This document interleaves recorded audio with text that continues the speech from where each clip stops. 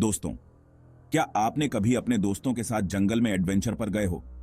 अगर नहीं, तो आज मैं आपको एक ऐसी कहानी सुनाने वाला हूं जो आपके रोंगटे खड़े कर देगी। तो चलिए शुरू करते हैं। यह कहानी है चार दोस्तों की। राकेश, सुमित, प्रिया और अंजलि। ये सभी कॉलेज के दिनों से बेस्ट फ्रेंड्स थे। एक दिन उन्होंने सोचा कि शहर की भीड़ से दूर जंगल में कैंपिंग की जाए। उन्होंने अपनी कार में सब जरूरी सामान पैक किया और निकल पड़े जंगल की ओर। जंगल में पहुंचकर उन्होंने एक सुंदर जगह चुनी और वहीं अपने टेंट्स लगाए। रात को ठंडी हवाएं और पेड़ों की सरसराहट ने माहौल और भी डरावना बना दिया। प्रिया ने एक हॉरर स्टोरी सुनाना शुरू किया। उसने कहा कि इस जंगल में एक बूढ़ी औरत की आत्मा भटकती है जो अपने खोए हुए बच्चे को ढूंढ रही है। रात और गहरी होने लगी और उन्होंने आग जलाकर खाना खाया और बातें करने लगे। तभी एक अजीब सी आवाज आई।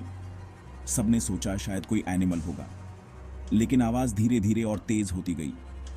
राकेश ने टॉर्च उठाई और आवाज की दिशा में चल पड़ा। सुमित, प्रिया और अंजलि भी पीछे पीछे गए। अचानक टॉर्च की रोशनी में उन्हें एक बूढ़ी औरत का चेहरा दिखा। चेहरा झुर्रियों से भरा था और उसकी आंखें लाल और जलती हुई थीं। चारों के होश उड़ गए और वे चीखते हुए वापस टेंट की ओर भागे।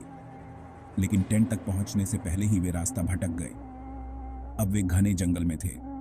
चारों तरफ अंधेरा और रहस्यमयी आवाजें थीं।